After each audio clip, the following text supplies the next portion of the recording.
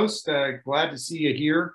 To those on the West Coast, it's really early for you guys. And those in Hawaii, what are you doing out of bed? So we are going to talk quality management planning.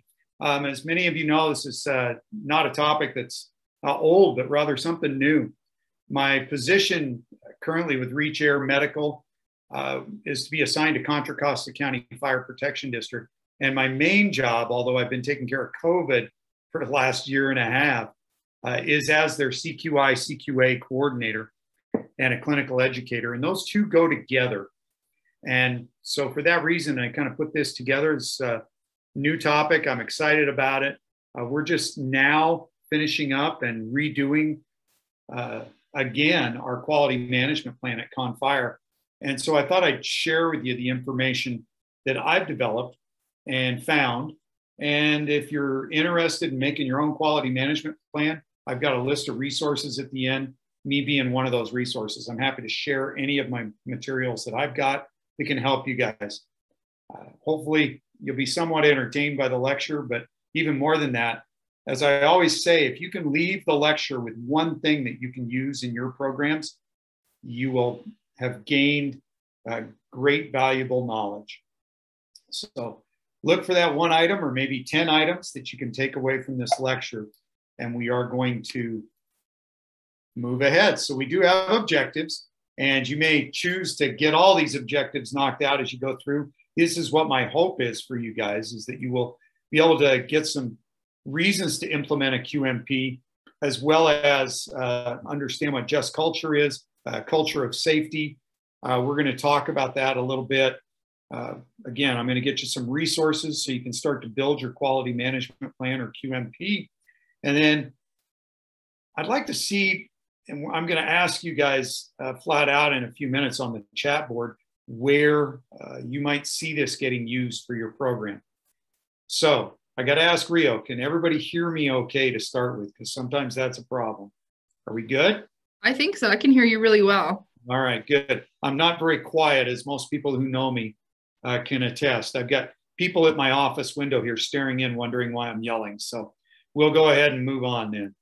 I've got a little video to show you. I want you guys to remember that our actions are conspicuous to everybody. Whether you're in the classroom or you're on the street, you're in your office in admin, wherever it might be, our actions are always conspicuous, and people can misinterpret them. And that's one of the reasons to have a good, solid QMP or quality management program. Let's play a little video, see if we can make something out of this. Patient has a fractured fibula, given him center, so he can be able to go on tomorrow. Daddy's going to be so excited.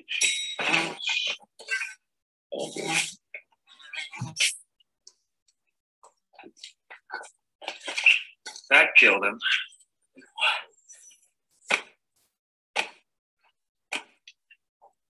Paging, doctor. So a lot of what we do in the quality management planning and quality management program is somewhat judging. And what I encourage our people that are doing our CQI and CQA and the overall quality management portion is, don't judge by what you see on the surface, but get a little bit deeper and understand what's going on.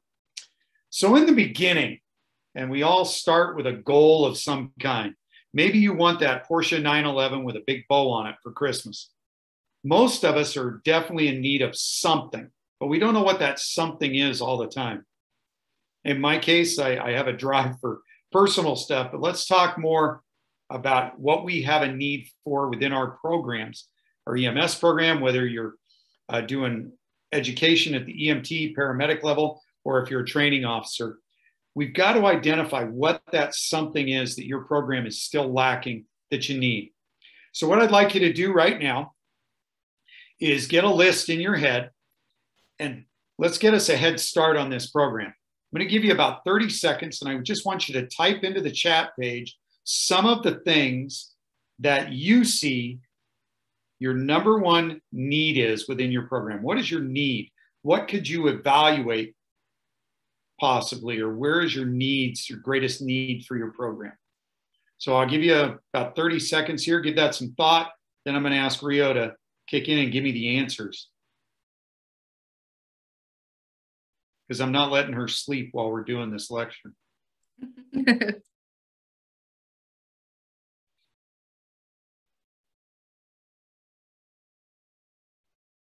We're getting a couple of responses. That's good. At least that means they're awake.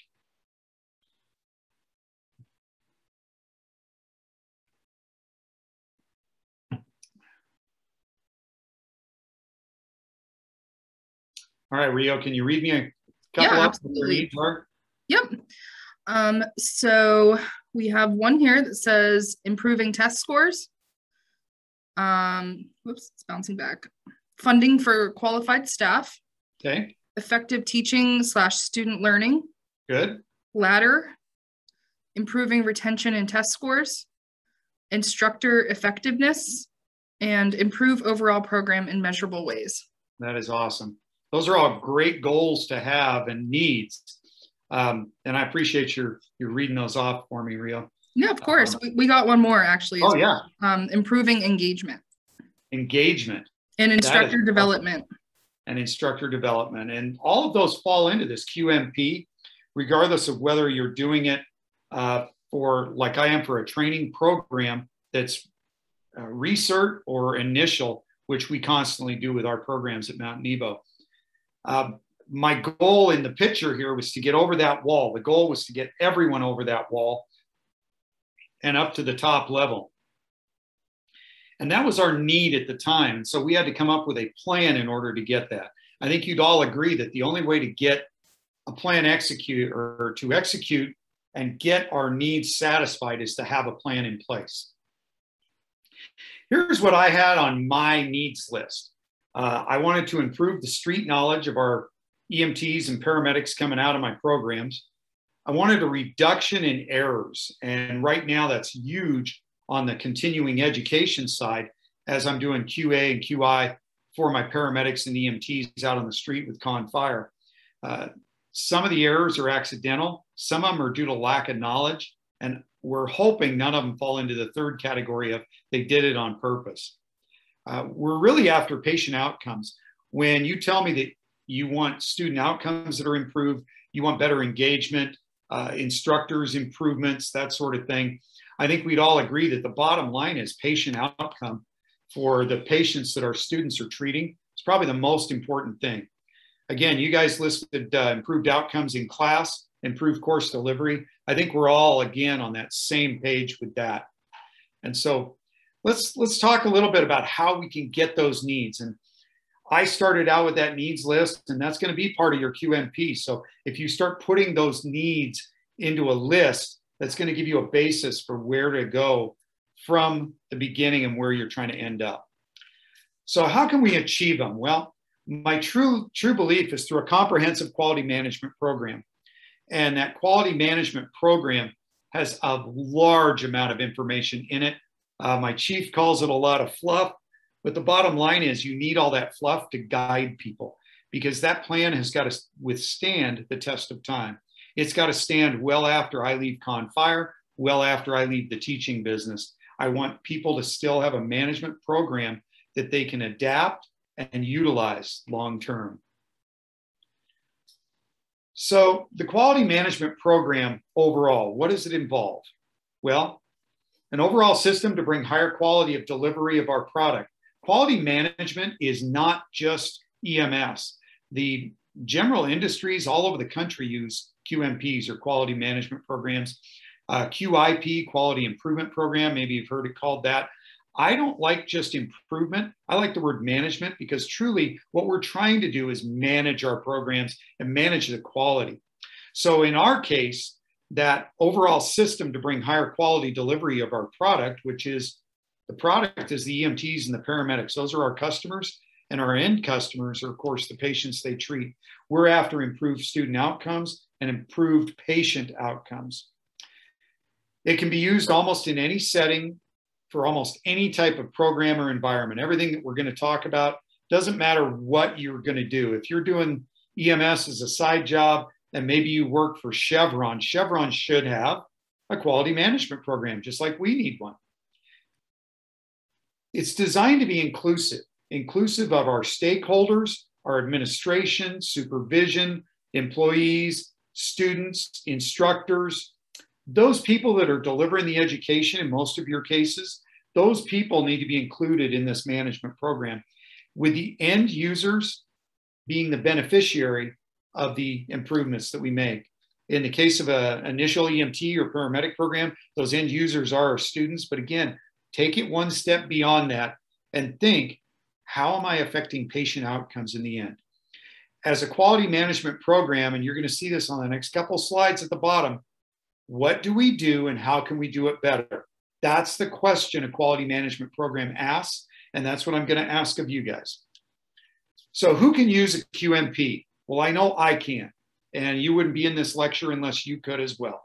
So fire, EMS, police, I think on the public safety side, we can all use a QMP or quality management program. Just think back to how you used to push a stretcher around and get it loaded in the ambulance. How has that changed since you've been in EMS? That didn't come about without some planning, quality management programs that evaluated why we're doing what we do and how could we do it better. So where would you start? Well, just like CPR in the old days, everything started with airway, right? Now it starts with circulation, so CAB. So we're going to start with the circulation of the program.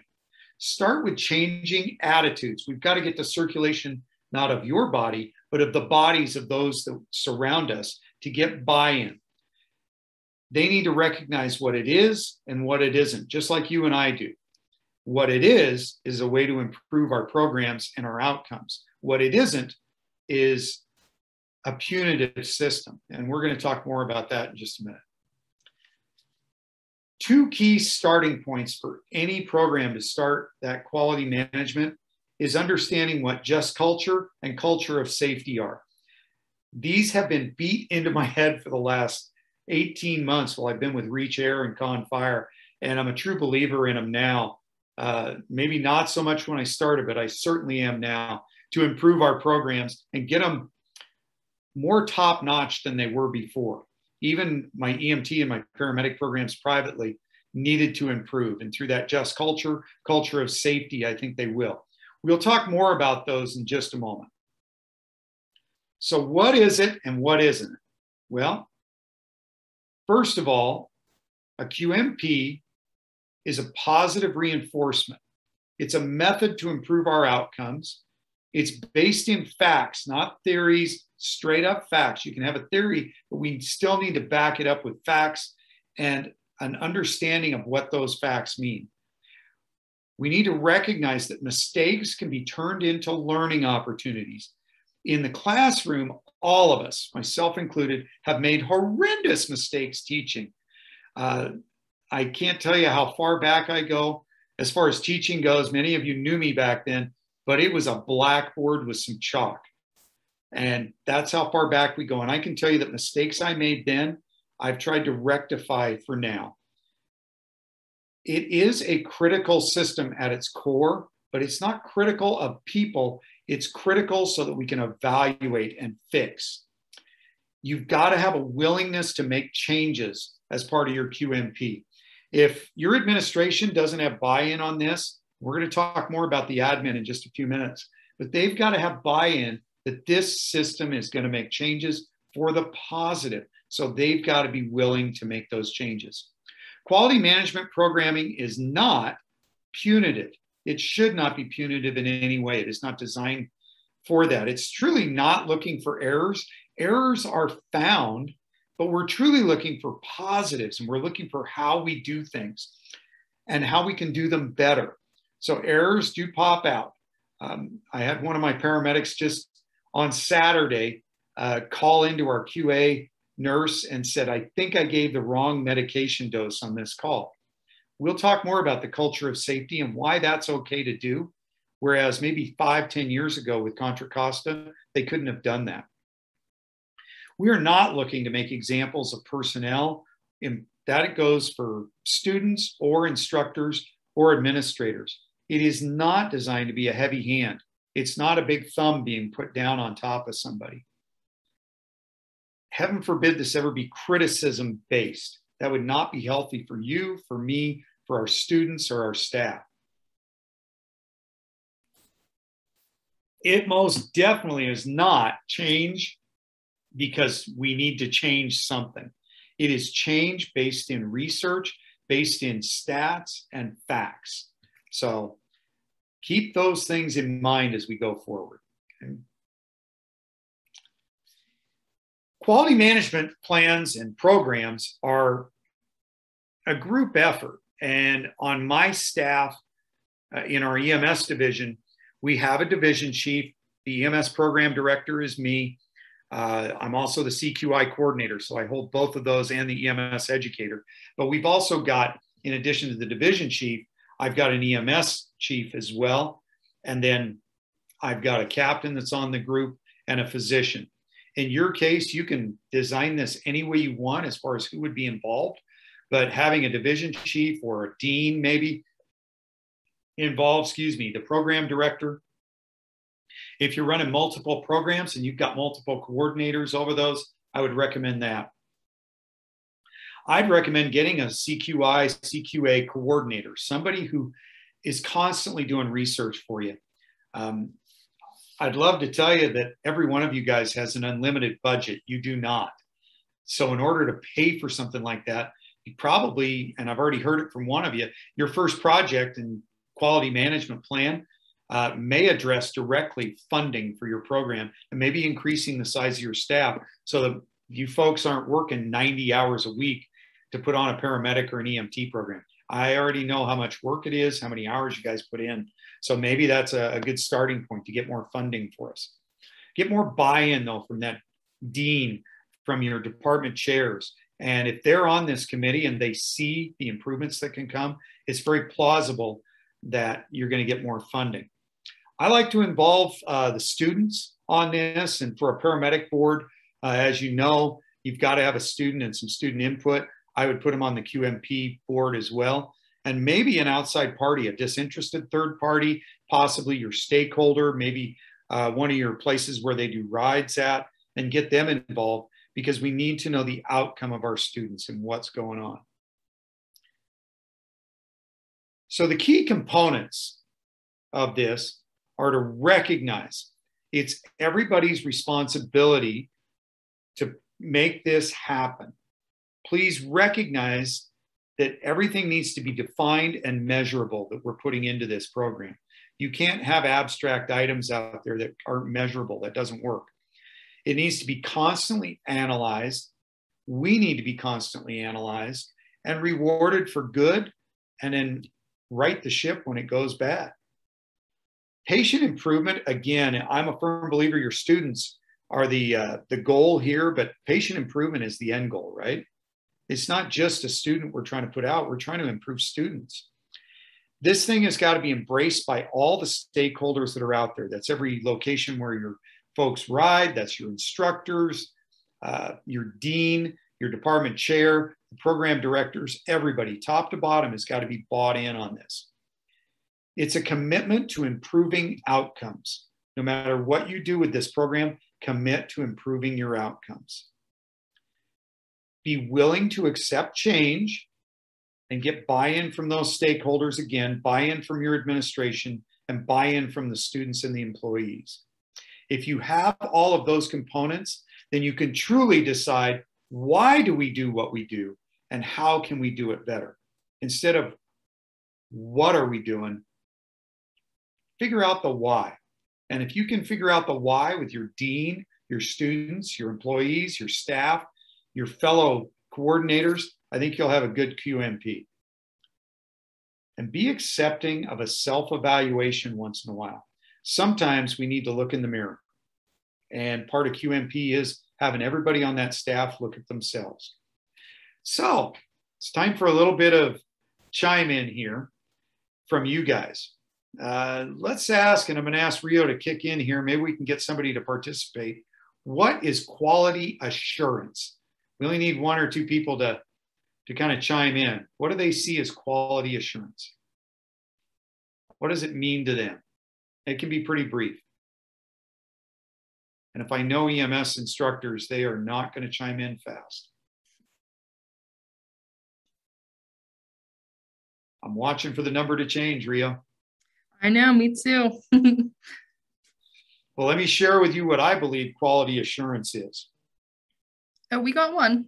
Oh, we got one. All right, let's see what it says. So Lindsay says maintaining a certain level of service. And we have another one that says remediating individual performance, not the system. Oh, that's perfect. All right. So those are excellent definitions of it. And combined, they truly do make the definition of what I view as quality assurance. It is not a system-wide problem. It is an individual. And we're trying to keep that individual and their work on the street or work in the classroom, work as an instructor, high quality at all times.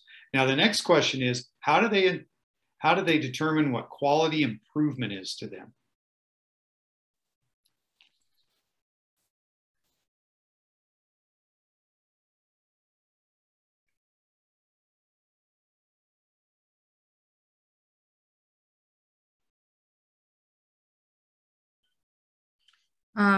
Patricia says how to better your knowledge. Okay.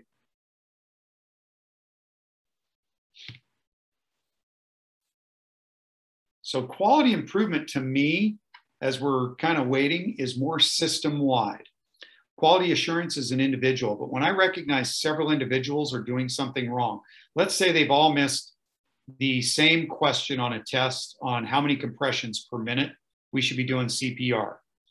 That is a quality improvement issue. We need to improve our teaching and our end. So we are not getting the education out properly. Do we have anybody else respond, Rio? Yep. A process that improves some specified outcomes.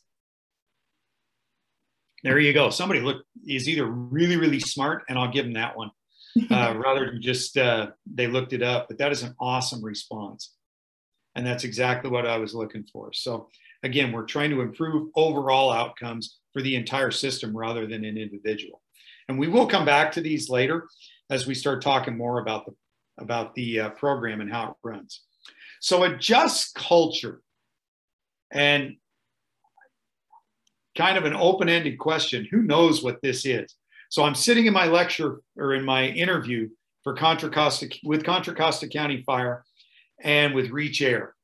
And one of the questions was, can you explain to us just culture? And I just looked at them and I thought, wow, I haven't had this question since I was in fire instructor school. And I had to dig way, way back because I wasn't sold on just culture. Just culture can be defined, and Jay Reason describes it as an atmosphere of trust in which people are encouraged and even rewarded for providing essential safety-related information, but in which they are also clear about where the line must be drawn between acceptable and unacceptable behavior. So just culture means it's okay to screw up, but recognize you've screwed up. It's okay to go into a situation and say to your partner, hey, I don't think that was okay. That's just culture. And what we're truly after in a just culture is trust and encouragement to do better and reward those times when we do things well. Whereas a culture of safety means there is no fear of reprisal. But along with just culture and that culture of safety, people are encouraged to come forward because they feel safe by self-reporting without any reprisal, but they also can report others within the organization that they see a problem with. Now, can this get out of hand? And I will tell you, absolutely. I've done a lecture with you folks on the new generation of EMS providers and public safety providers that are out.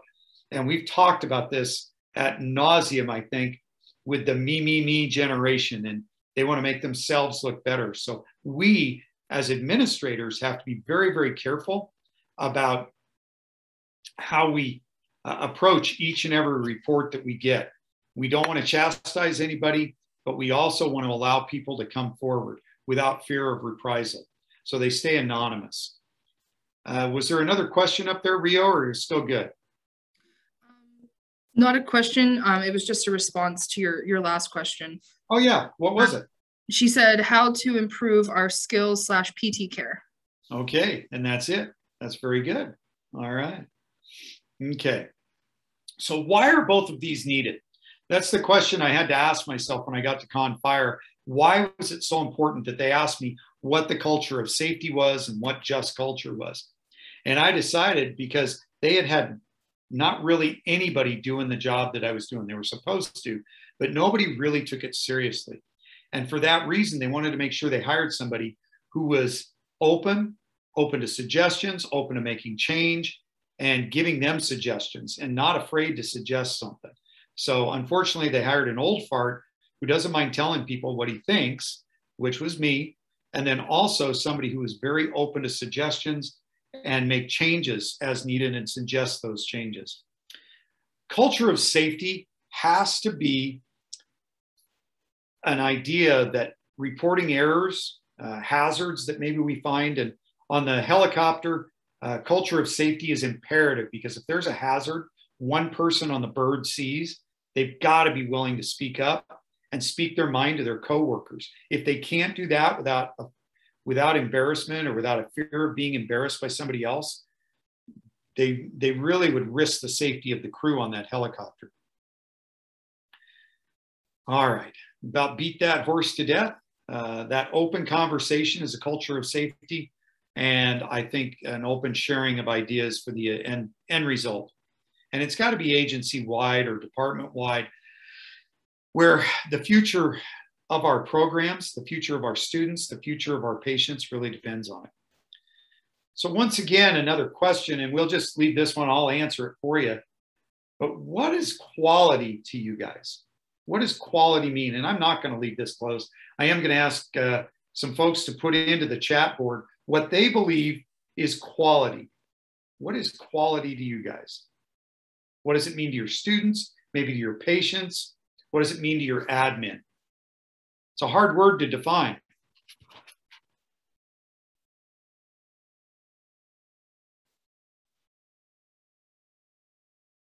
Not seeing a lot, Rio. I know, not yet. You encourage them. There's no lollipops. When I'm all done with this lecture, I'm sending absolutely no gift cards to anyone. All right, we have two. Yeah. We have one that says the best that you can do. Yes. And attention to detail, standardization of good care, and good communication. Good. I think one of the reasons we're not getting a lot of responses back is quality is hard to define. You can't quite put your thumb on it when it comes to emergency services. The definition is unique and different for every single one of us. In the quality management program, it really needs to be the delivery of care that we're getting on the street, the delivery of the product of EMT or paramedic class that we're giving that ends up with the citizens of our communities. It needs to mean we're basing everything on evidence-based practices and following and reviewing our protocols and guidelines as we go along. I see you've unmuted, so you must have something else. Yep. I know you said to interrupt you, so. Yes. Commitment to grow and improve, or I'm sorry, commitment to grow and improvement to provide the best care, excellence in service, courage, respect, trust, a way of behaving in response. Man, this is the smartest group of people I've dealt with on a webinar today. That's, oh, you've muted yourself. I didn't even get your giggle out of that. All right. I know, so I'm sorry. There's some smart folks. There's some really smart folks out there. And I would agree with everything that they just said. Ultimately, it's delivering quality care through successful outcomes, right? Delivering a successful EMT or paramedic program, we see that through successful outcomes. And I remember all the way back to that first slide, I asked, what are your needs? And somebody had said, better outcomes. I think that's where the quality comes in for us. So how does the plan work? Well, there's some steps that are involved. And I probably should have started the lecture out by saying all of this information can't be garnered in 1 hour. And for that reason, I'll encourage you guys to look some of these things up, study. You can contact me later. We can have a discussion. I'll send you what our QMP is.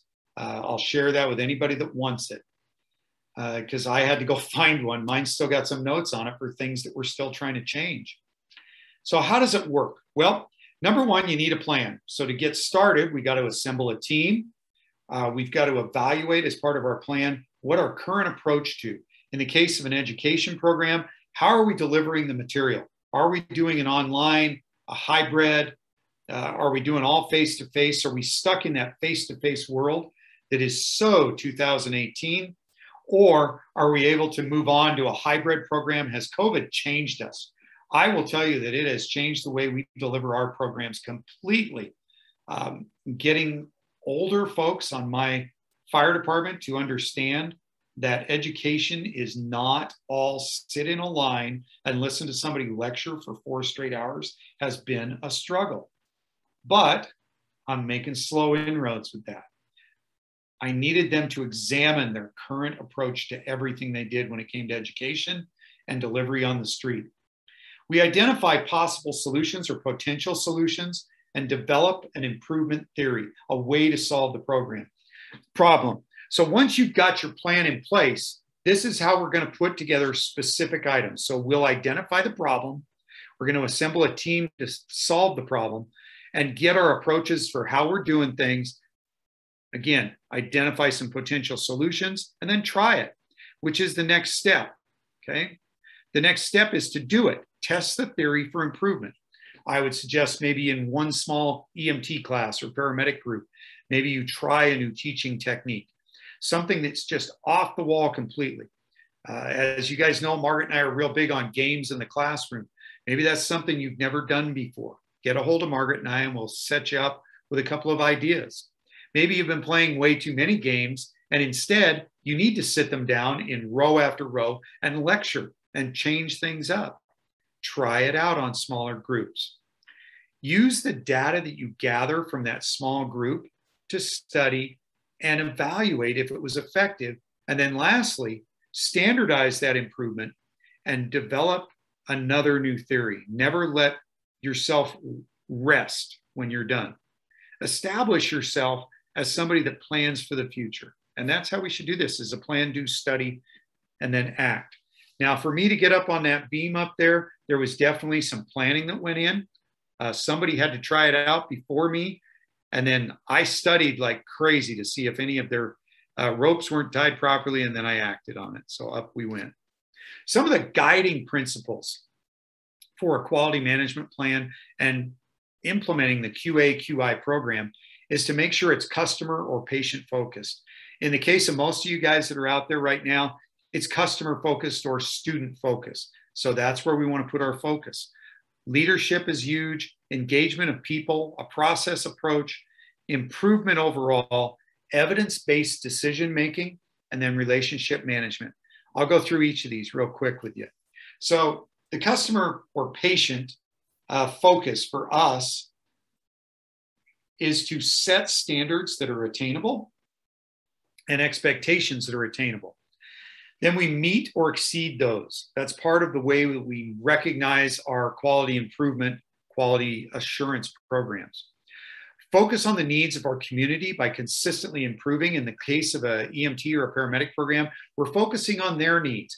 Way too often we focus on what we are in need of.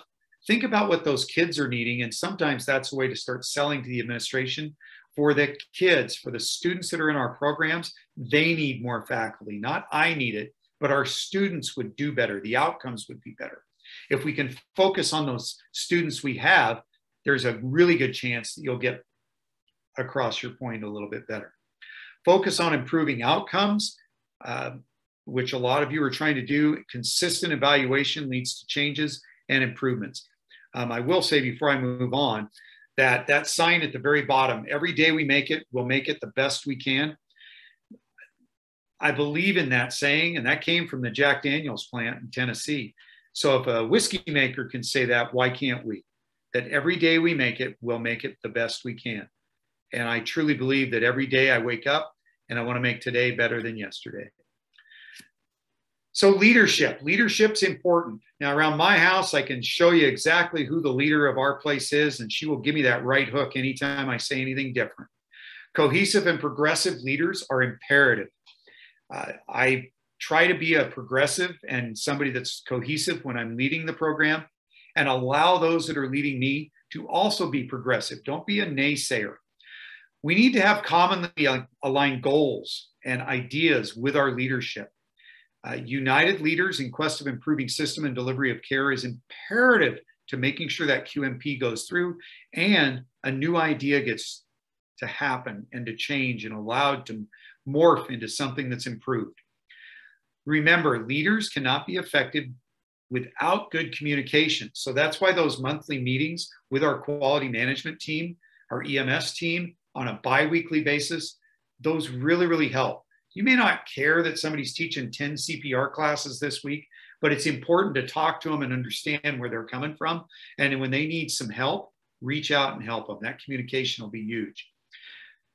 Our leadership, our deans, our department chairs, battalion chiefs, assistant chiefs, the chief themselves need to be committed to us to provide the tools that can bring success.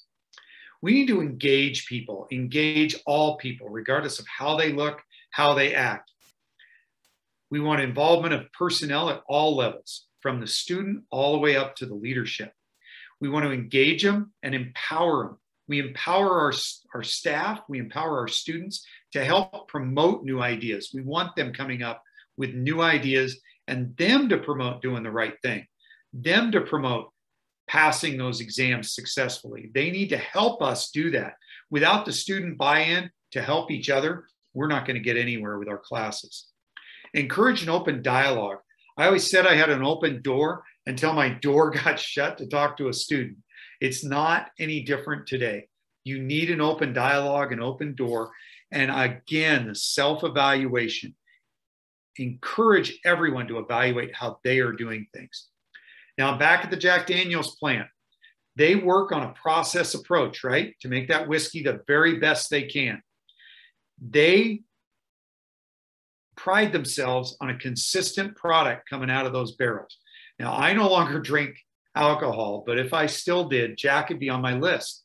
I've been to the plant. I know the consistency. I know everything that they do is to put out the very best product they can. EMS programs should be no different. We need to be consistent, and students need to understand what is expected of them. To improve our outcomes, to improve how our students are doing with testing and skills, we've got to be consistent in how we teach them, and that'll be success for us in the end. Make sure your staff are all on the same page. Back to that communication level. If everybody stays focused on the goals of our quality management program, then I think we'll be more successful as well. Hold everybody, student, staff, and yourselves accountable to get their job done. If somebody's not doing their job, the process isn't going to get taken care of. If we follow a process step by step, you're going to limit those errors. Oh, so improvement is really a big focus, right? We want to improve, not punish. Maybe you're seeing a staff member teach a skill incorrectly. Well, right in front of everybody, we've all been taught it's not the right time. We don't want to punish that staff member by telling them you're never coming back to work with us again. Instead, look at the root cause of the problem. Why were they doing what they were doing? Why is that student not performing CPR, an intubation, an LMA, iGel? Why aren't they performing that skill properly in the classroom and ultimately on the street? We have got a plan as part of our improvement for change. For change is inevitable. The goal of every program should be improvement and adaptability. I've mentioned this before, the evidence-based decisions, everything's got to be based in evidence. We've got to do our studies just like you do for anything else. We can't just walk into the department chair's office and go, I need more money, I need more staff. Instead, we've got to start providing them with the statistics. My students are not doing as well possibly on testing because they don't have enough one-on-one time. I'm not able to provide that tutoring for the written exams. I'm not able to spend time showing the kids how to study properly. That's the kind of evidence, though, that we need. We've got to show them the numbers, show them surveys from the kids for what is needed. Utilize multiple sources, simplify and quantify those results when found, and challenge findings to find the flaws before you present them. Now, I've done a few of these studies with our quality management plan so far with ConFire, and each time I've done those, it's been very successful because I've been able to present them with the exact facts and figures, the numbers of calls, how our people are reacting, Now, some of it is subjective, but for the most part, I've made it all straight down numbers for them. Relationships are key. You wouldn't see me speaking right now if NAEMSE didn't have a relationship with me. They reached out, and Rio will appreciate this because I already mentioned it to her. If it wasn't for Stephen reaching out and asking me to do the class, I probably wouldn't have even had it on my radar. But because of Stephen and I having a long-term relationship, I'm able to be here and speak to you guys and share the information with you, which means we're going to have a successful outcome because we've got a relationship built. I have good relationships with the fire departments around me. Since I've been in California, in addition to being in Utah, as my home state, I go to California weekly to work with ConFire, which is out of Concord, California. And I've developed a relationship with Reach Air, with ConFire, obviously the two employers I have. And then on top of that, I've reached out to the surrounding fire departments so they know who I am, and I can use them as a resource and myself as a resource. That has been absolutely imperative to the success of my program as well as their programs around me. Nurture those relationships. Every year, we used to take around boxes of apples to my clinical sites. Payson, Utah is known for their apple growing in the Santaquin, Utah area. So we got cases of apples and dropped them off to everybody we could as a thank you, but to help develop a relationship. Now, there's some key concept indicators that we've got: structural evaluation, process evaluation, and outcome. Those are the three areas that we need to evaluate on a consistent basis. Structural means it's not people. Instead, it's, do we have the right equipment for them to practice with in the classroom? Are we using up-to-date equipment? How's the structure of our department? Are we top heavy, bottom heavy? Is there resources that are mandated that we're not providing to our staff and our students? Process evaluation, how do we do it and what in the heck are we doing? And then how do we use our resources that we do have? And then the outcome, obviously, is student outcome. Are they testing right? And then is the end user utilizing our students to the best of their ability? So quality assurance. The process with quality assurance starts by either self-reporting, or maybe you guys notice something, maybe you're seeing test scores for a particular student drop. The goal is to improve the student's test scores in that case. And we want to stop the problem before it mutates, recognizing that we have crappy questions sometimes, pardon my French, but we don't all write perfect questions, neither do the test writing companies that we sometimes use. So we've got to stop it. And we've got to stop it at the one person before it morphs into a quality improvement process where it's more broad-based with the entire group. To do that, you've got to be willing to sit down with students, staff, yourself, and talk about the problems that you've found. Quality assurance is individual based. Quality improvement, that process may start with a quality assurance. And in the case of an agency like ConFire, where I've got 400 personnel, 300 of them are working on the front line, sometimes a quality improvement takes a while to develop. It takes a while for us to recognize there's an overall problem. For you guys in a class of maybe 20 students, might be a little faster. Maybe you're seeing that the test in one particular area, maybe obstetrics, wasn't as stellar as you would like. Evaluate it. See if there's a quality improvement thing that we can do there. See what the goal of that lecture was, and if we were the problem or the students just didn't study. Research versus addressing a specific problem is where quality improvement comes in. We also want to find issues before they become issues, just like we want to stop a singular problem from becoming a multiple problem. There's 3 ways to spread a rumor within a fire, well, within anywhere. It's telephone, tell a friend, and tell a firefighter. Your programs are no different. The kids talk, and rumors abound greatly over everything. Never, ever forget your goals, okay? It's imperative to remember your goals. My goals in anything that I do, and I would encourage you to have the same, are to promote excellence in the workplace, promote excellence in patient care, promote excellence, which isn't up here, but excellence in student outcomes and students, improvement of compliance to standards, timely support of those being evaluated so we can give support to the kids that we are evaluating and right the ship before it goes down. Recognition of outstanding performance. I can't tell you how often I miss chances with paramedic students to recognize their outstanding work.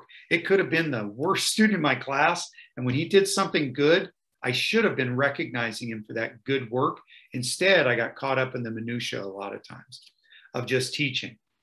Support personnel, support the students, both through evaluation.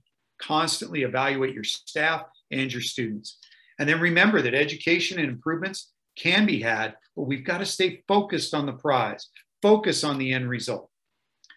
There's 3 types of errors within a QMP that we utilize, and I'd encourage you to utilize. Some are human error. An example of that, they give the wrong medication in class. That's a human error. That can be fixed, right? At-risk behavior. I'm sure none of you have ever had your paramedic students attach pads to their calf and pace their calf. That's an at-risk behavior that's unacceptable. We need to right that ship. It's also a little bit reckless, and we've got to stop the reckless behavior right when it happens, okay? So with that in mind, errors can be fixed, but we've got to identify them and define them.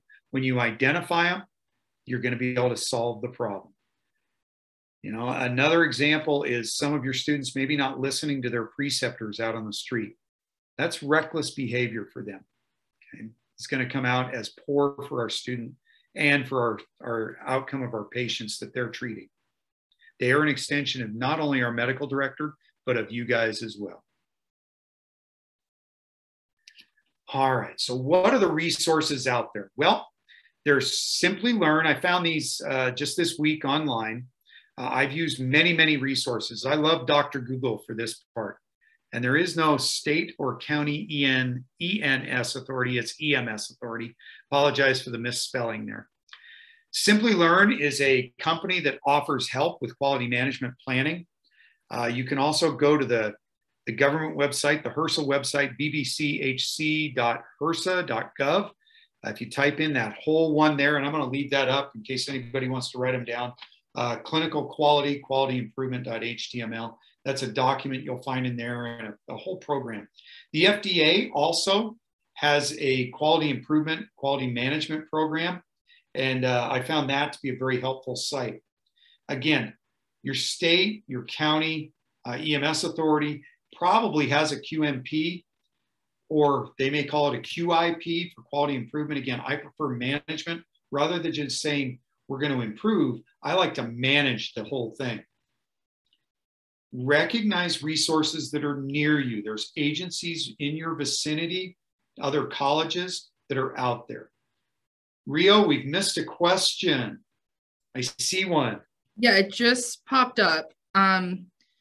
Somebody asked, is calling adult professional students kids appropriate? Well, the older I get, I'll grant you that. I don't call them kids to their faces. To me, they're kids, but they're all the age of my children and grandchildren coming through. So I would say for me, professionalism, nobody's ever called me on it till today. I'll grant you, I'll keep an eye on that in future. I appreciate that. I don't know, it may be derogatory to somebody that's out there that's younger than me. To me, it's a term of endearment. Because I consider the kids in my family to be every single student I've ever had.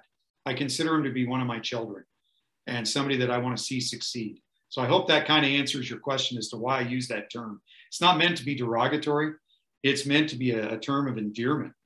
And even the staff at ConFire, who are extremely cognitive of every word that comes out of my pie hole since I'm in California, they're very mindful of me out there. It's a little different environment than Utah. So they haven't called me on it yet, but I'll be mindful of it.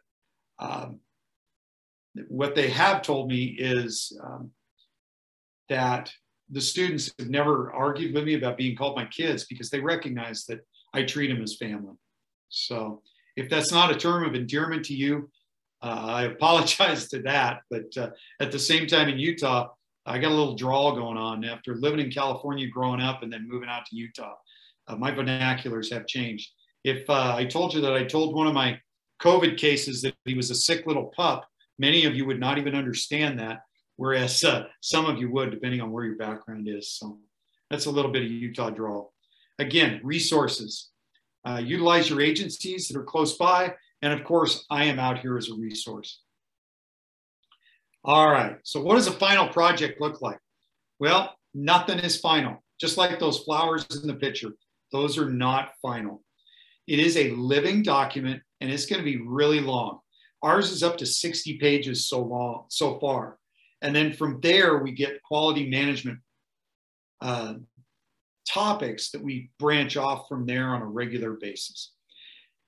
You'll see improvements and better outcomes if you develop the program and you develop that quality management program. What we're trying to do is change their affective domain. We're really trying to change their hearts and their minds. And that's where it really comes in. If you can change their hearts and get everybody on board, I think you can change it. Here's a little saying I like to go with, and I keep telling my fire guys this information. Where more is expected, more will be achieved. If little is expected, little will be achieved. And as I've talked to my battalion chiefs, my assistant chiefs, my firefighters, my paramedics, my EMTs, I truly believe if I expect more of them, they will produce more and be more versed in everything that I've asked them to do. So where more is expected, more will be achieved. Just 3 reminders. It's not a perfect system. I am definitely not perfect in any way, shape, or form. Neither are any of you, unfortunately.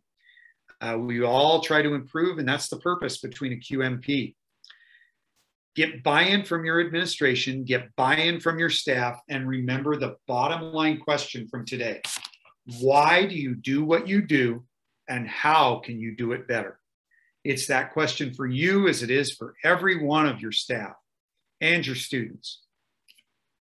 Got a little video for you. Let's see if this could have been avoided and if there's any improvement. Hey, how you doing? I'm doing.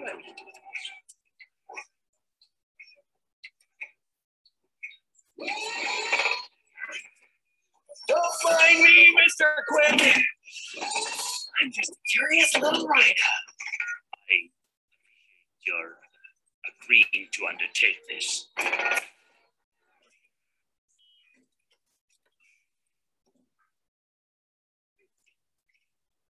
Meeting secretly with sinister types? Much? Not too much.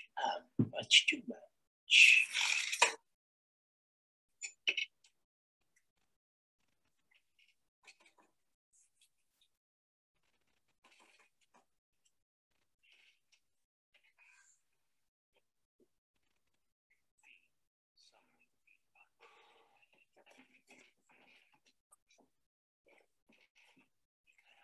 Rhinos.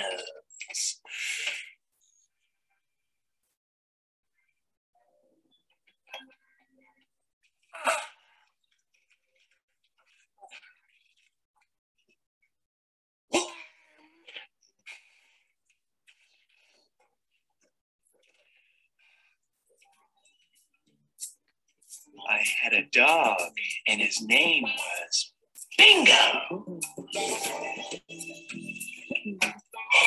Get some oxygen.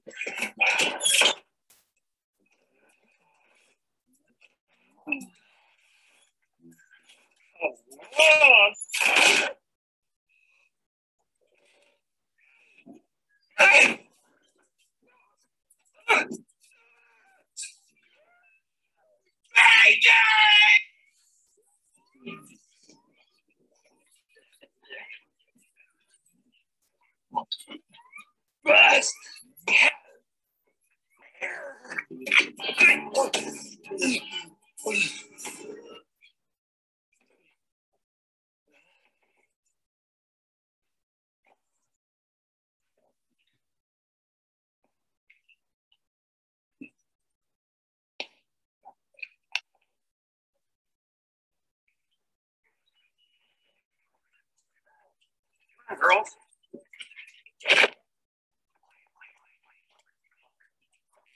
Oh, Lord. The mother rhino is giving birth.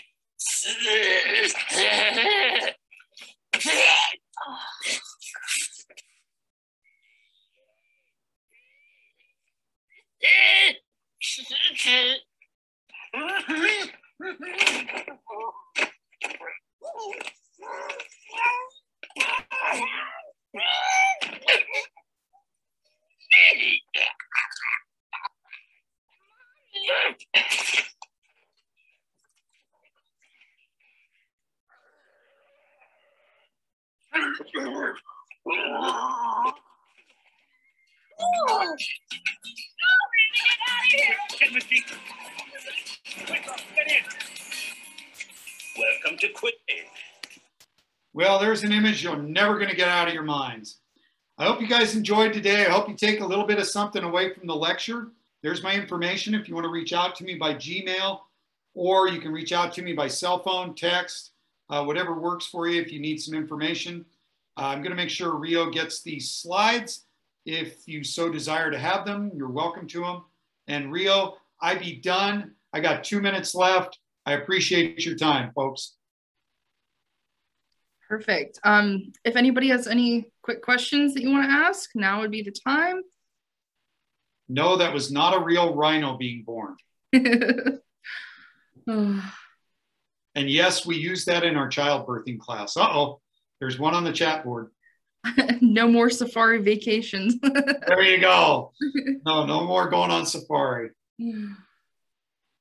I do appreciate you guys, and I look forward to seeing everybody soon in person. You won't find me traveling much until after COVID. Oh, there's one.